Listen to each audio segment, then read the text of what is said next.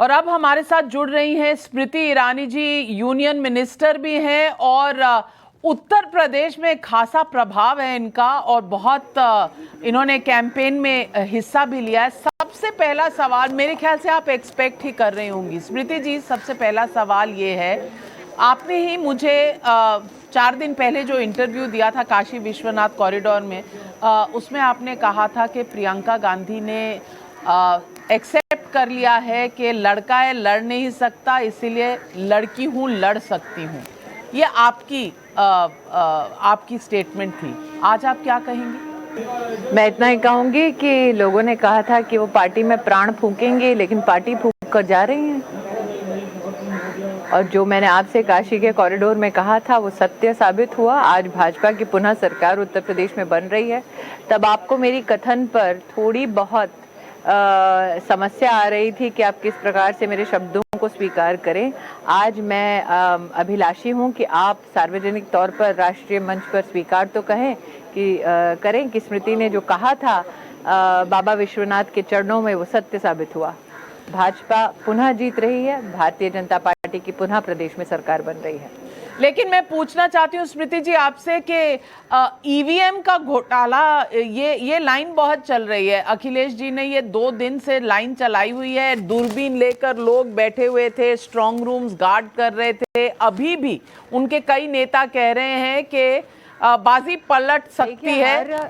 Strong room का video link जी, अभी भी आप अगर इलेक्शन कमीशन के वक्तव्यों को अपने चैनल पर चलाएं तो उन्होंने स्पष्ट किया है किस प्रकार से पूरा का पूरा स्ट्रांग रूम समाजवादी पार्टी के जो निरीक्षक हैं या उनके जो प्रतिनिधि हैं उनके संरक्षण में भी सील किया जाता है। किस प्रकार से सभी हमारे कैंडिडेट्स के पास, न सिर्फ एक पक्ष के बल्कि हर राजनीतिक दल के कैंडिडेट के पास वहाँ का वीडियो का लिंक दिया गया था इलेक्शन कमीशन के माध्यम से, ताकि वो सतत निगरानी में इस पूरी व्यवस्था को अपनी रख सके और संतोष पा सके।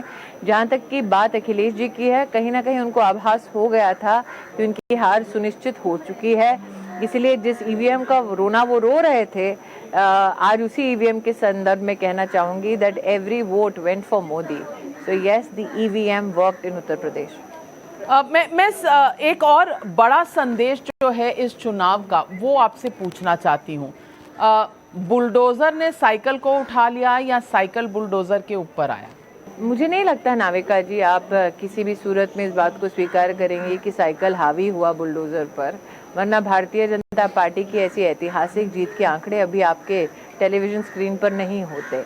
जहाँ तक कि आप बुलडोजर की बात करती हैं तो वो एक प्रतीक है अपराधियों की नसेल कसने का, प्रतीक है आपराधिक तत्वों को उत्तर प्रदेश से बाहर का रास्ता दिखाने का, प्रतीक है कि लॉ एंड ऑर्डर की वस्तुस्थिति को और पूरी की पूरी प्रशासनिक ढांचे को इस प्रकार से सुदृढ़ करने का कि कोई भी महिला अपने आप को असहाय ना पाए। कोई भी महिला इस दरकार को अगर कहीं ना कहीं फील करती है कि उसे संरक्षण की ज़रूरत है तो वो संरक्षण प्रशासन और सरकार के माध्यम से पाए। कोविड की विषम परिस्थिति में हमारी सरकार ने हर गरीब के घर तक राशन सतत 19 महीने पहुंचाया, हर नागरिक को कोविड का मुफ्त का वैक्सीन लगवाया। अखिलेश जी तो बार बार कहते रहे कि वैक्सीन ना लगवाए कोई, क्योंकि ये मोदी की वैक्सीन है, भाजपा की वैक्सीन है, लेकिन स्वयं सपा के कार्यकर्ताओं ने भी इस वैक्सीन को लगाकर ये संकेत दे दिया कि जब विकास की बात मोदी करते हैं तो उसको सपाई भी स्वीकार करते हैं। स्मृति जी, मैं आपसे सवाल ये भी पूछना चाहती हूँ कि आपका वोट प्रतिशत बढ़ा है उत्तर प्रदेश में 5 साल के कार्यकाल के बाद।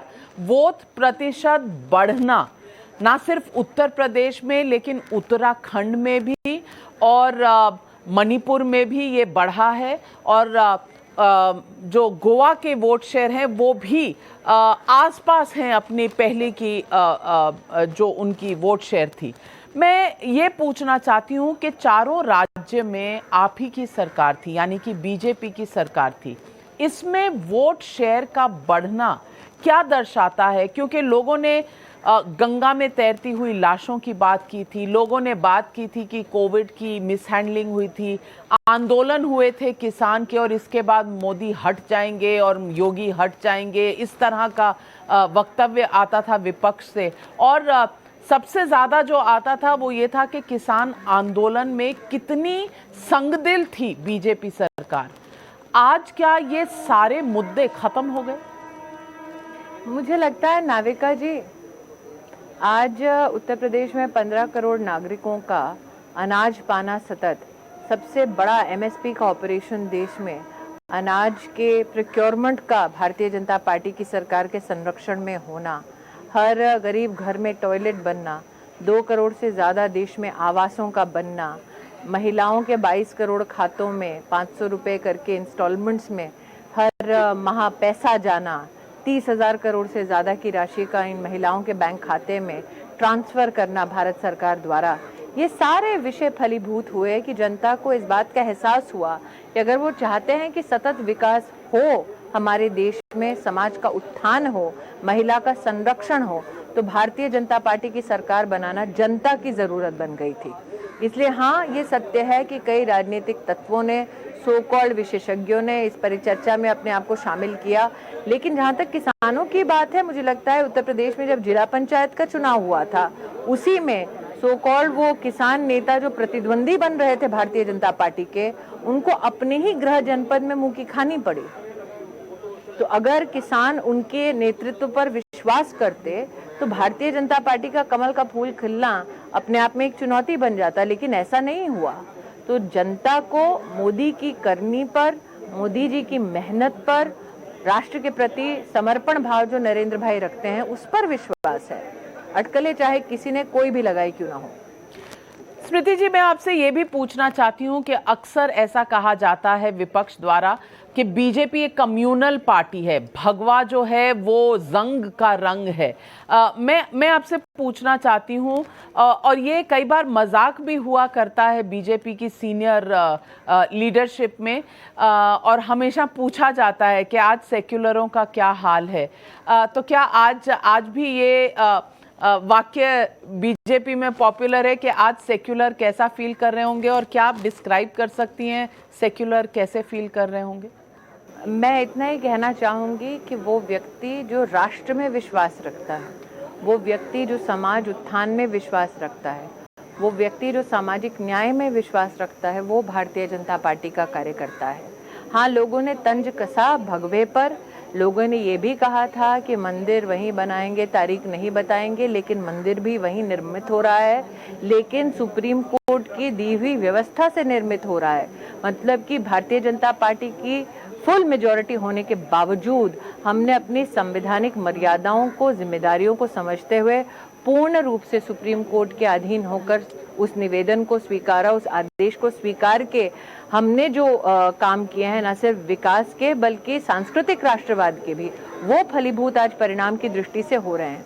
जहाँ तक सेक्युलर क्या करना है, मुझे नहीं लगता नाविका जी कि आज विशेष रूप से आप सेक्युलरिज्म की डेफिनेशन में आप समाजवादी पार्टी को या कांग्रेस पार्टी को आंक सकते हैं। ये वो राजनीतिक दल हैं जिन्होंने हाँ हिंदुओं पर और राम भक्तों पर गोलियां चलवाई। ये वो राजनीतिक दल हैं जिन्होंने राजस्थान में मुसलमानों को प्रताड़ित किया, उसके भी ऐतिहासिक प्रमाण है। ये वो राजनीतिक दल हैं जिन्होंने असम में नरसंहार किया। और कांग्रेस पार्टी तो प्रमुख रूप से उस परिवार के माध्यम से सिखों के कत्लेआम के लिए पूरे देश में जानी जाती है। तो जिन्होंने सिखों का कत्लेआम किया, क्या वो सेक्युलर हो सकते हैं? स्मृति जी, ये राम राज्य है, राम की जीत है, जय श्री राम की जीत है, या राशन प्रशासन की जीत है?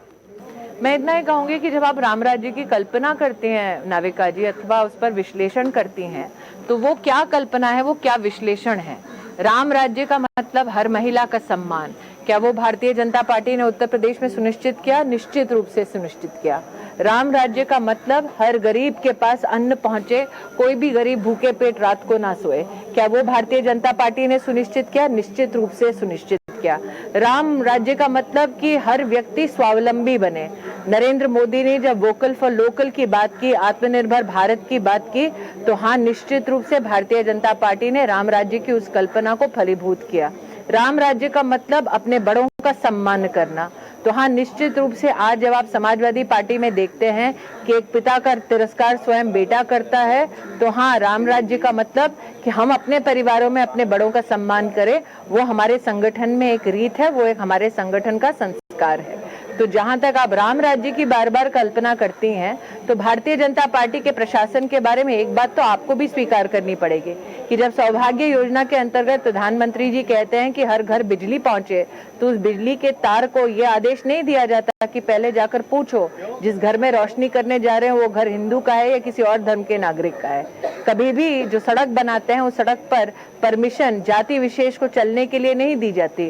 ये इंफ्रास्ट्रक्चर, ये विकास राज्य के और देश के हर नागरिक का अधिकार है। और नरेंद्र भाई तो इतना तक बोल चुके हैं कि हम उनकी भी सेवा करेंगे जिन्होंने हमको वोट नहीं दिया, क्योंकि चुनाव में हार जीत तो एक परिणाम मात्र है।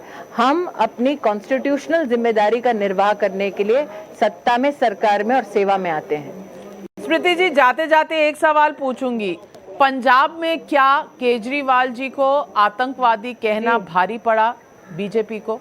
मैं इस बात से कभी इनकार नहीं करूंगी कि केजरीवाल जी ने अलगाववादी तत्वों का समर्थन लिया, अलगाववाद के स्वर जिन्होंने ऊंचा किया उनका समर्थन किया। इसके प्रमाण आपकी चैनल में स्वयं उपस्थित हो चुके थे।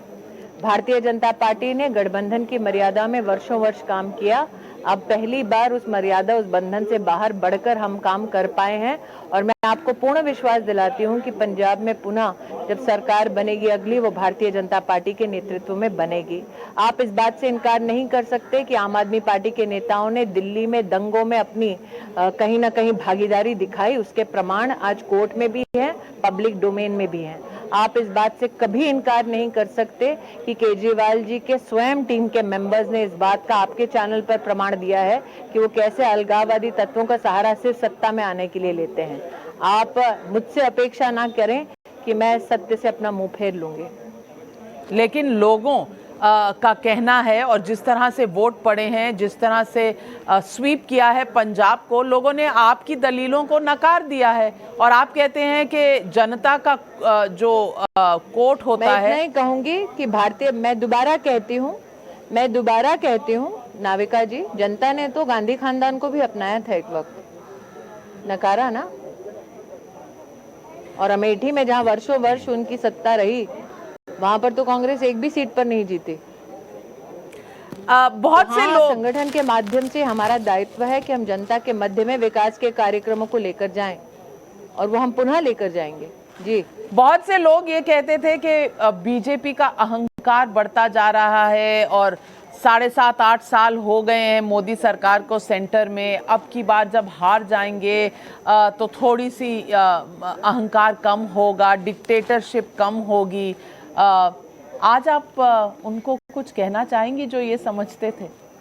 आप नरेंद्र मोदी को सरेआम गाली देते हैं, आप उनको सरेआम नरेंद्र मोदी को गाली देते हैं, और नरेंद्र मोदी डिक्टेटर हैं। आप हर चुनाव में अपनी सारी मर्यादाएं भूलकर हमारी रीढ़ की हड्डी को तोड़ने का प्रयास करते हैं, और हम डिक्टेटर हैं। आप सरेआम बंगाल में हमारे कार्यकर्ताओं को मौत के घाट उतारकर उनके शव को लटकाकर वो फोटोग्राफ वायरल करते हैं, और हम डिक्टेटर हैं। आप हमारी महिला कार्यकर्ताओं को बूथ से उठाकर बंगाल में रेप करवाते हैं, और हम डिक्टेटर हैं। आप केरल में हमारे कार्यकर्ताओं के हाथ काट देते हैं, गला रेत देते हैं, और हम डिक्टेटर हैं नाविका जी। मुझे लगता है विपक्ष उत्तर प्रदेश में सपा का एक उम्मीदवार प्रत्याशी डंके की चोट पर कहता है कि जनता को घर से बाहर नहीं निकलने देगा, और हम डिक्टेटर हैं। अखिलेश यादव सरेआम आह्वान करते हैं कि आओ एक एक बूथ पर व्यवस्थाओं को सुदृढ़ न होने दो, शंका उत्पन्न करो इलेक्शन कमीशन के खिलाफ, और हम डिक्टेटर हैं। आप हर शाम को किसी न किसी न्यूज के चैनल पर और पैनल पर या ट्विटर पर मोदी को गाली बकते हैं, और हम डिक्टेटर हैं। शायद आज चुनाव के नतीजों ने और आपके वक्तव्य ने सबके सवालों का जवाब दे दिया। स्मृति जी, हमारे साथ जुड़ने के लिए टाइम्स नाउ पर और टाइम्स नाउ नव भारत पर आपका बहुत बहुत धन्यवाद और बहुत बधाई आपको और आपकी पूरी पार्टी को। जो भव्य जीत आई है 4 राज्यों में, भारी जीत के लिए आप सबको बहुत बधाई।